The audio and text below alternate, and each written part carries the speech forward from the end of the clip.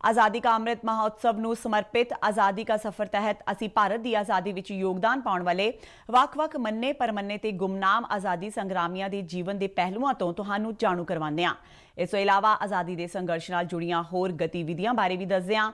ਅੱਜ ਦੀ ਕੜੀ ਵਿੱਚ ਅਸੀਂ ਤੁਹਾਨੂੰ ਮਹਾਨ ਸੁਤੰਤਰਤਾ ਸੰਗਰਾਮੀ ਮਹਾਵੀਰ ਸਿੰਘ ਰਾਠੌਰ, ਤਾਰਕੇਸ਼ਵਰ ਸੇਨ ਗੁਪਤਾ ਦੇ ਸੰਘਰਸ਼ ਤੋਂ ਇਲਾਵਾ ਭਾਰਤ ਦੀ ਚੋਣ ਪ੍ਰਣਾਲੀ ਨੂੰ ਜਾਤੀ ਦੇ ਆਧਾਰ ਤੇ ਵੱਖ ਰੱਖਣ ਦੇ ਬਰਤਾਨਵੀ ਸਰਕਾਰ ਦੇ ਫੈਸਲੇ ਦੇ ਵਿਰੋਧ ਵਿੱਚ ਪੁਣੇ ਦੀ ਯਰਵਦਾ ਜੇਲ੍ਹ ਵਿੱਚ महात्मा गांधी की भुख हड़ताल बारे दसांगे। पेश है एक रिपोर्ट।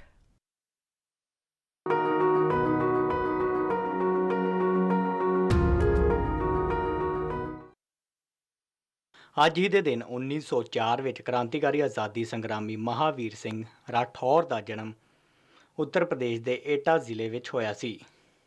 6ਵੀਂ ਜਮਾਤ ਦੀ ਪੜ੍ਹਾਈ ਦੌਰਾਨ ਹੀ ਉਹ ਆਜ਼ਾਦੀ ਸੰਗਰਾਮ ਵਿੱਚ ਕੂਦ ਪਏ ਸੀ। ਬਾਅਦ ਵਿੱਚ ਉਹਨਾਂ ਨੇ ਕ੍ਰਾਂਤੀਕਾਰੀ ਸੰਗਠਨ ਨੌਜਵਾਨ ਭਾਰਤ ਸਭਾ ਦੀ ਮੈਂਬਰੀ ਸਵੀਕਾਰ ਕਰ ਲਈ ਸੀ। ਰਾਠੌਰ ਨੇ ਭਗਤ ਸਿੰਘ, ਬਟੁਕੇਸ਼ਵਰ ਦੱਤ ਅਤੇ ਦੁਰਗਾ ਦੇਵੀ ਨੂੰ ਲਾਹੌਰ ਦੇ ਮੋਜਾਂਗ ਹਾਊਸ ਤੋਂ ਫਰਾਰ ਹੋਣ ਵਿੱਚ ਮਦਦ ਕੀਤੀ ਸੀ। ਉਹਨਾਂ ਨੂੰ ਦੂਸਰੇ ਲਾਹੌਰ ਸਾਜ਼ਿਸ਼ ਮਾਮਲੇ ਵਿੱਚ ਗ੍ਰਿਫਤਾਰ ਕੀਤਾ ਗਿਆ ਸੀ। ਜੇਲ੍ਹ ਵਿੱਚ ਬੰਦ ਕੈਦੀਆਂ ਦੇ ਨਾਲ ਅੰਗਰੇਜ਼ ਸਰਕਾਰ ਦੀ ਬਦਸਲੂਕੀ ਦੇ ਖਿਲਾਫ ਹੋਈ 1933 ਦੀ ਭੁੱਖ ਹੜਤਾਲ ਵਿੱਚ ਵੀ ਰਾਠੌਰ ਨੇ ਹਿੱਸਾ ਲਿਆ ਸੀ। ਇਸੇ ਭੁੱਖ ਹੜਤਾਲ ਦੌਰਾਨ ਅੰਡੇਮਾਨ ਦੀ ਸੈਲੂਲਰ ਜੇਲ੍ਹ ਵਿੱਚ ਉਹਨਾਂ ਦਾ ਦੇਹਾਂਤ ਹੋ ਗਿਆ। ਰਾਠੌਰ ਦੇ ਪਿਤਾ ਦੇਵੀ ਸਿੰਘ ਨੇ ਇੱਕ ਵਾਰ ਕਿਹਾ ਸੀ ਕਿ ਤੁਹਾਡਾ ਦੇਸ਼ ਲਈ ਲੜਨਾ ਸਾਬਿਤ ਕਰਦਾ ਹੈ ਕਿ ਤੁਸੀਂ ਦਿਲ ਤੋਂ ਗੁਲਾਮੀ ਸਵੀਕਾਰ ਨਹੀਂ ਕੀਤੀ ਹੈ।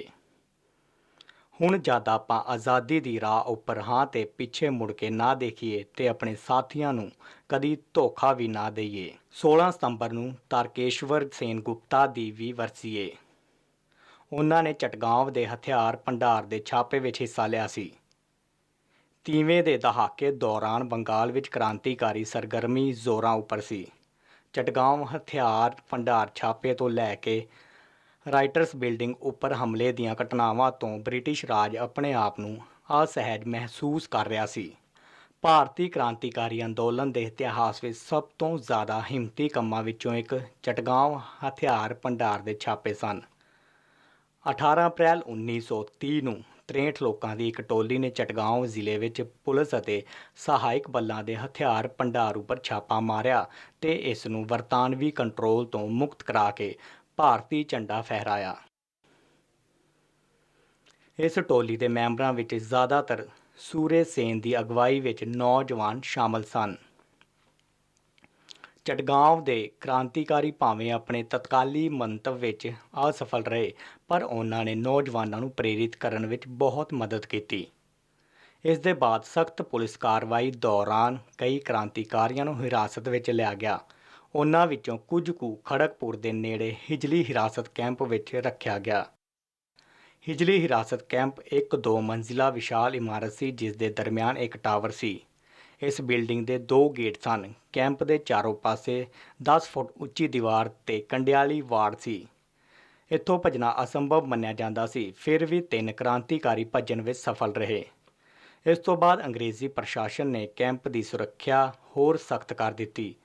16 ਸਤੰਬਰ 1931 ਨੂੰ ਸੁਰੱਖਿਆ ਕਰਮੀਆਂ ਦੇ ਇੱਕ ਦਲ ਨੇ ਗੋਲੀਆਂ ਚਲਾਈਆਂ ਅਤੇ ਆਪਣੀ ਰਾਈਫਲ ਦੇ ਹੱਥੇ ਨਾਲ ਕੁਝ ਕੈਦੀਆਂ ਦੇ ਸਿਰ ਪਾੜ ਦਿੱਤੇ। ਇਸੇ ਘਟਨਾ ਵਿੱਚ ਇੱਥੇ ਬੰਦ ਸੁਤੰਤਰਤਾ ਸੈਨਾਨੀ ਤਾਰਕੇਸ਼ਵਰ ਸੇਨ ਗੁਪਤਾ ਅਤੇ ਸੰਤੋਸ਼ ਮਿੱਤਰਾ ਦੀ ਵੀ ਗੋਲੀ ਮਾਰ ਕੇ ਹੱਤਿਆ ਕਰ ਦਿੱਤੀ ਗਈ।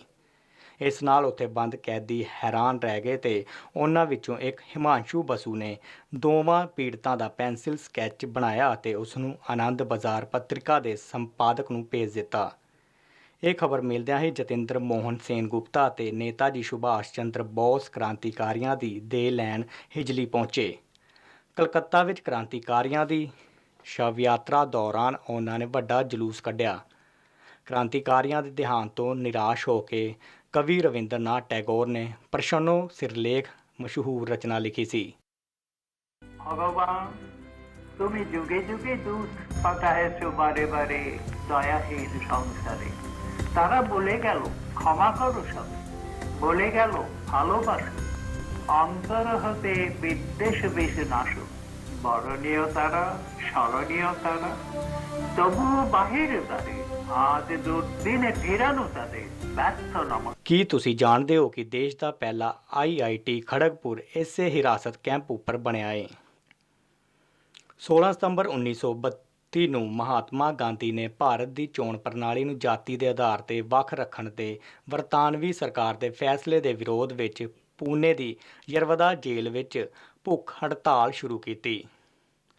ਇੰਗਲੈਂਡ ਵਿੱਚ ਗੋਲਮੇਜ਼ ਸੰਮੇਲਨ ਤੋਂ ਪਰਤਣ ਮਗਰੋਂ ਸਿਵਲ ਨਾਫਰਮਾਨੀ ਅੰਦੋਲਨ ਸ਼ੁਰੂ ਕਰਨ ਦੀ ਵਜ੍ਹਾ ਨਾਲ ਉਹਨਾਂ ਦਿਨਾਂ ਵਿੱਚ ਉਹ ਗ੍ਰਿਫਤਾਰ ਸਨ। ਸਤੰਬਰ 1932 ਵਿੱਚ ਗਾਂਧੀ ਜੀ ਨੇ ਐਲਾਨ ਕੀਤਾ ਸੀ ਕਿ ਉਹ ਦਲਿਤਾਂ ਲਈ ਵੱਖਰਾ ਚੋਣ ਮੰਡਲ ਬਣਾਉਣ ਦੇ ਬਰਤਾਨਵੀ ਸਰਕਾਰ ਦੇ ਕਦਮ ਦੇ ਵਿਰੋਧ ਵਿੱਚ ਮਰਨ ਵਰਤ ਸ਼ੁਰੂ ਕਰ ਰਹੇ ਨੇ।